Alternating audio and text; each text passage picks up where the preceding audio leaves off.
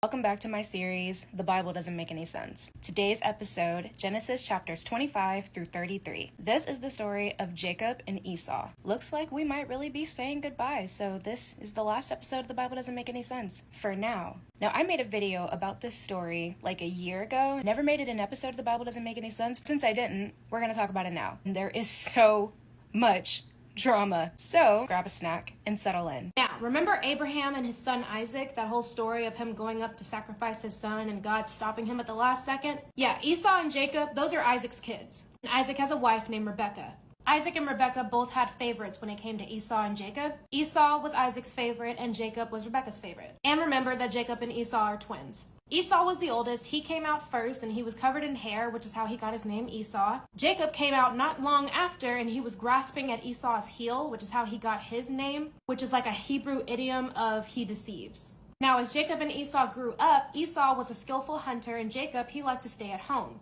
So one day when Esau comes back from hunting and Jacob is making some stew, Esau is like, "Hey, I'm famished. Can I have some of the stew?" And Jacob's like, "Sure, I'll give you some stew if you give me your birthright." Esau's basically like, "I'm about to die of starvation. I really don't care about my birthright right now." Jacob's like, "You gotta swear it to me." And so Esau swears his birthright to Jacob and Jacob gives him the stew.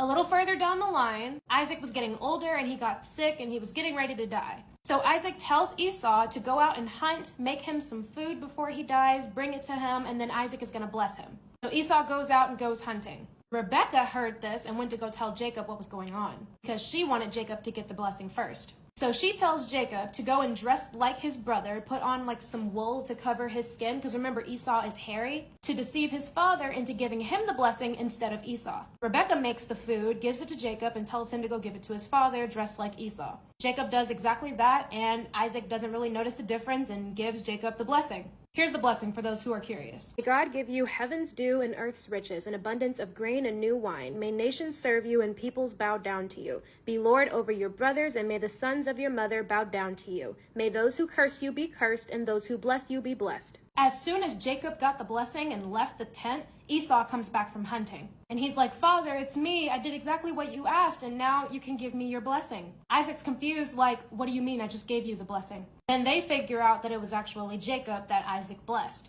So Esau's like, "Well, can you give me a blessing too?" Isaac's like, "I literally made him lord over you. There's nothing I can do for you anymore." Then Isaac tells him this.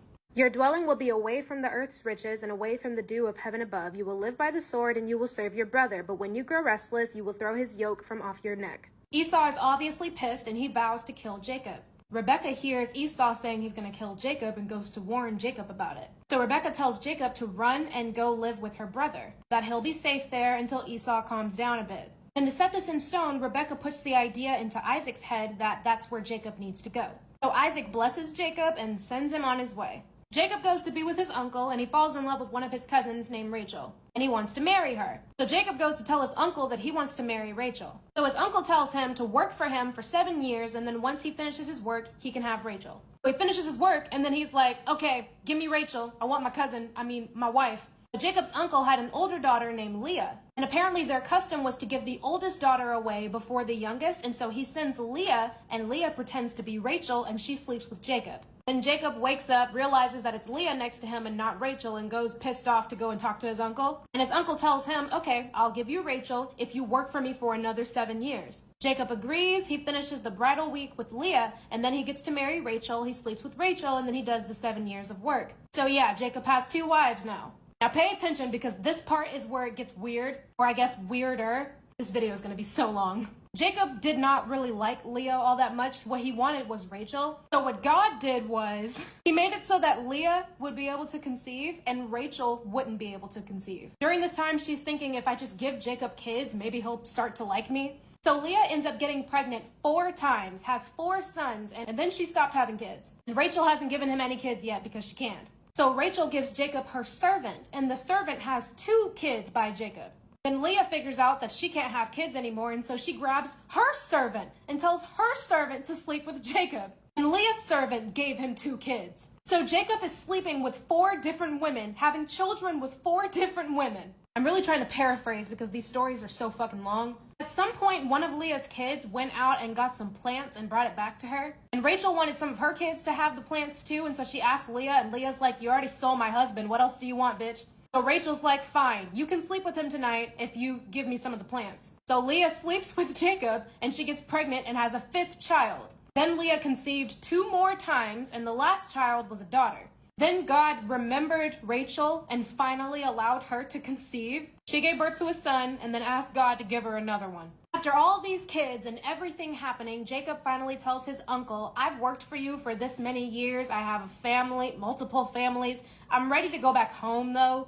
But Jacob's uncle does not want him to leave yet. He's like, I've had so many blessings come to me since you got here, so name your price and I'll pay it. So Jacob and his uncle come to an agreement that any time that they're looking at the sheep and any of the sheep have speckled spots on them or whatever, those will belong to Jacob and the other ones will belong to his uncle. But what Jacob was doing on the side was picking out the healthiest sheep and making them drink this water that made them have spots all over them. So Jacob got the healthiest sheep and his uncle got the weaker ones. This man is truly living up to his name. There's a bunch of other stuff that happens. It doesn't really matter. When Jacob finally gets to leave from his uncle, he takes his wives and his sheep and all of his kids with him. He gets ready to meet with his brother Esau after like 20 years. That's when the story happens about him wrestling with God and all of that. And when he finally sees Esau, Esau is just happy to see his brother. That's all for Esau and Jacob for now. And if you stayed all the way to the end of this video, then you get to hear my special announcement. I am going live tomorrow. I've never gone live before ever, but I am going live tomorrow. Probably around noon, 1 p.m., at the latest 2 p.m. Central Time. I figured, why not? Let's hop on and talk for a bit so I can say goodbye to you guys, in real time.